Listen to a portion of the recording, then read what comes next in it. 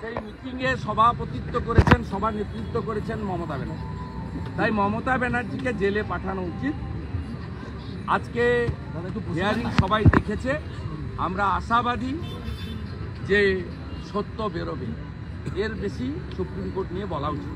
সিবিআইয়ের প্রতি অনাস্থা রয়েছে, নির্যাতিতার মার ফের তিনি হাইকোর্টে নির্যাতিতা মা প্রণম, তাদের ব্যথা বেদনার আপনি আমি কেউ অংশীদার হতে পারবো না। আমি বারে বারে বলেছি, তারা যা বলছেন তার কাউন্টার আমার মুখ থেকে পাবেন না। আমার সঙ্গে ওই পরিবারের অত্যন্ত নিবিড় সম্পর্ক এবং ওনার পিতৃদেব মাতৃদেবী আমাকে বলেছেন, আপনি বোন বলেছেন, আপনি আপনার কর্তব্য করুন। আমার সীমাবদ্ধ ক্ষমতার মধ্য দিয়ে আমি তাদের পাশে আছি। ওনারা যদি কখনো আমার প্রতিও অনাস্থা দেখান, তাতেও আমার কাছ থেকে কোনো মন্তব্য আপনি চেষ্টা করলেও পাবেন না। তদন্তকারী তারা অফিসারদের প্রতি, তদন্তকারী সংস্থার প্রতি আমি ওনার কোনো মন্তব্য বলবো না। উনি যা সবচেয়ে বেশি সাফারার উনি, আপনি আমি নই।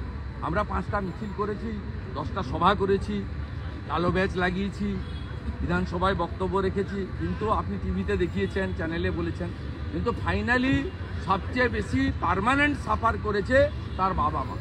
তার আদরের সন্তান যেভাবে মমতা ব্যানার্জির জন্য চলে গেছে কর্মরতা অবস্থায়, এর কোনো ক্ষতিপূরণ কেউ দিতে পারবে না। অর্থাৎ ওনার যা খুশি উনি বলতে পারেন, আমি এটা নিয়ে কোনো টিপ্পণী করব না। দাদা, মুর্শিদাবাদে হানা দিয়ে এসটিএফ সেখান থেকে দুজন এই পাসপোর্ট চকলেট পান্ডাকে গ্রেপ্তার করলো আসাম পুলিশ এসে। আমি অবিলম্বে এই মামলা এনআইএ এবং ইডিকে নিতে বলব।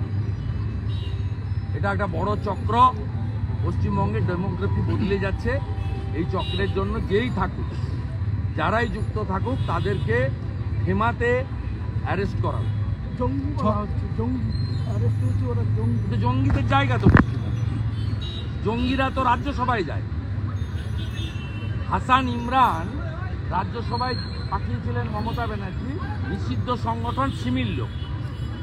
মন্ত্রী সিদ্দিকুল্লাহ চৌধুরী খাগড়াগড়ে বোমা বিস্ফোরণকে সমর্থন করেন।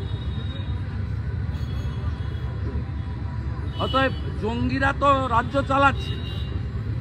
চালাচ্ছে জঙ্গিরা, আর আপনার এখানে সাইকেল মিছিল।